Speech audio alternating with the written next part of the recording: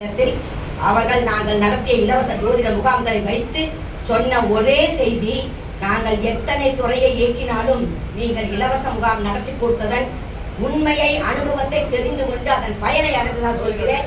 4500 பள்ளியிலும் நாம் இலவச முகாம்கள் போடும் போது, இன்னும் பல திட்டங்களை நடத்தும் போது அனைத்து ஜோதிடர்களுக்குமே நாம் பொருளையும் புகழையும் உலக அளவில் உறுதியாக ஏற்படுத்தி தர முடியும்.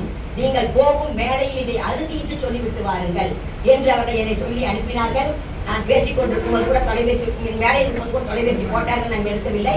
அந்த அளவிற்கு இந்த சங்கம், பெற்றோர்கள் சங்கம் ஜோதிடத்தை முழுமையாக நம்புகின்றது. ஏனென்றால் மக்கள் அதன் மேல் பெரும் நம்பிக்கை வைத்திருக்கின்றார்கள். நம்பிக்கை சார்ந்த தேடல், வாழ்க்கைக்கு இது பயன்படும், எதிர்காலத்தை பற்றிய உணர்வு, இப்படியெல்லாம் இருந்தாலும் சந்தேக கண் கொண்டு பார்ப்பதற்கு காரணம் சில பயமுறுத்தல்கள் தான். எனவே ஜோதிடர்களாகிய நீங்கள் பலன் சொல்லும் போதும் சரி, பரிகாரம் சொல்லும் போதும் சரி, ஐயா அவர்களை போல பயத்தை போக்கி அவர்களுக்கு தன்னம்பிக்கையை தருவதாக நீங்கள் எல்லாம் பலன் சொல்ல வேண்டும் என்ற ஒரு பெரிய அன்பான வேண்டுகோளை உங்களுக்கு எல்லாம் வைக்கின்றேன். பணம் வேண்டும் என்பதற்காகவே பல பயமுறுத்தல்கள் இப்படியெல்லாம் இருக்கும்போது சுருங்க சொல்லி எனக்கு பேச வேண்டும் என்ற விருப்பம் வந்ததற்கு காரணமே நம்பிக்கை தான் எனக்கு வந்தது. அப்பொழுது பார்த்து நம்முடைய ஜோதிடர் முருகேசன் அவர்கள், அம்மா நீங்கள் இந்த கூட்டத்துக்கு வர வேண்டும் என்று சொன்னார். தலைவர் அவர்களும் அன்பான வேண்டுகோள் விடுத்தார். இருவரிடமும் சொன்னேன், நான் வந்தால் நீங்கள் எனக்கு தொடர்ந்து இந்த ஜோதிடத்தை ஒரு பெரிய அளவில் கொண்டு செல்வதற்கு ஒத்துழைப்பு நல்க வேண்டும். இப்படி ஒரு சங்கமம் வந்திருக்கின்றது, இது சரியான நேரம் என்று சொன்னேன். நீங்கள் வாருங்கள், நாங்கள் உங்களுக்கு தொடர்ந்து ஒத்துழைப்பு நல்கிறோம். முதலில் ஒரு கலந்துரையாடல் கூட்டம் கூட போடுகிறோம் என்று தலைவர் அவர்கள் சொன்னார்கள்.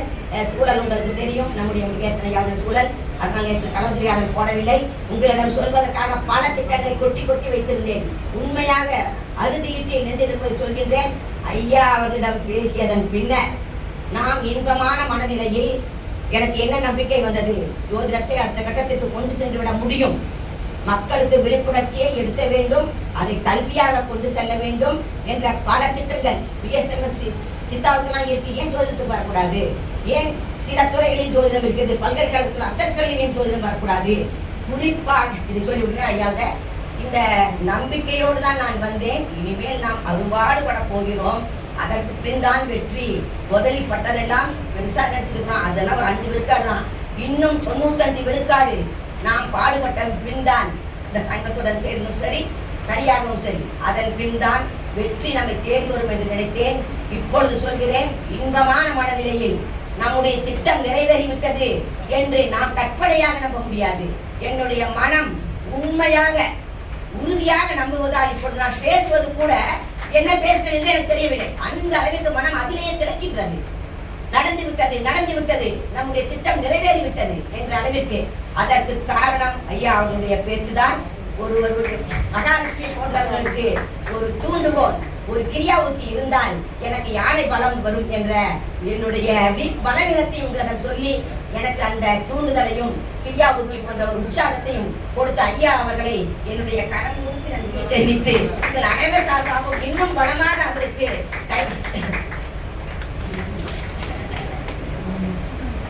அன்புசார் சகோதரிகளே, அவங்க பாடுபட்டது, அவங்க கஷ்டப்பட்டதெல்லாம் வெளியே நின்று 2 நிமிஷத்தில் புரிஞ்சுக்கிட்டேன். ஏன்னா இவங்களோட லட்சம் மடங்கு அடி வாங்கி உட்காந்துருக்கேன். நான் யோசிக்கிறதுக்குன்னு ஒரு கல்லூரி வேணும்னு மதுரையில் காமராஜ் யூனிவர்சிட்டியில் டிஏவை தூக்கணும்னு நான் தான் கவர்மெண்ட்டில் விட்டு போட்டேன். இதை எடுத்தது தப்புன்னு சாஸ்திரா யூனிவர்சிட்டியில் மாஸ்டர் அஸ்ட்ராலஜி எம்ஏ ஓப்பன் பண்ணி வச்சது நான் தான். எக்ஸ்பர்ட் கமிட்டி மெம்பர் நான் தான். கிறிஸ்டி யூனிவர்சிட்டியில் ஒரு சென்டரை கொண்டு வந்தது நான் தான். ஆனால் இவ்வளத்தையும் டிஸ்மிஸ் பண்ணிக்கிட்டே வந்தாங்க. இப்போ எனக்கு இறைவனர்களால் பிஎஸ்எஸ் பாரத் சேவா சமாத்திலிருந்து அஃபிலியேட்டட் இன்ஸ்டிடியூஷன் இன் தமிழ்நாடு எனக்கு தான் கிடைச்சி. மகாலட்சுமி அம்மா ரொம்ப சிரமப்பட வேண்டாம், நீ அட்மிஷன் போடணும்னு நினைக்கிறவங்கள அட்மிஷன் போடும், உனக்கு படிப்பு சொல்லிக் கொடுக்கறதுக்கான எல்லா விஷயங்களும் அதில் கருக்குலத்திலேருந்து எல்லாமே நம்மகிட்ட கொடுத்துட்டாங்க. நம்மளே பேப்பர் திருத்திக்கலாம், நம்மளே அந்த ஸ்டடியை வச்சுக்கலாம், நம்மளே கொடுத்துக்கலாம். அது ஜாம்பான் அஸ்ட்ரோ லேர்னிங் சென்டர் தான் அதுக்கு ஆர்டர் கொடுத்துருக்காங்க. எனக்கு அவ்வளோ பெரிய கட்டணம் இருக்குது, அதுக்கு உண்டான எல்லா இன்ஃப்ராஸ்ட்ரக்சர் இருக்குது. என்னை வாழ்த்தி வரவேற்று கொடுத்துருக்காங்க. இந்த முறை நீ 50 அட்மிஷன் போட்டீங்கன்னா டிப்ளமா அஸ்ட்ராலஜி, டிப்ளமா வேதிக் அஸ்ட்ராலஜி, வேதமும் அஸ்ட்ராலஜி, அடுத்தது டிப்ளமா வாஸ்து, நியூமாராலஜி, ஜெம்மாலஜி எல்லாமே எனக்கு கொடுத்துருக்காங்க. அஃபிலியேட்டட் இன்ஸ்டிடியூஷன், அஃபிலியேட்டட் இன்ஸ்டிடியூஷன் நானே நடத்துகிறது, நானே வாங்கிக்கிற இன்ஸ்டிடியூஷன், அதுக்கு சேர்மன் நான் தான்.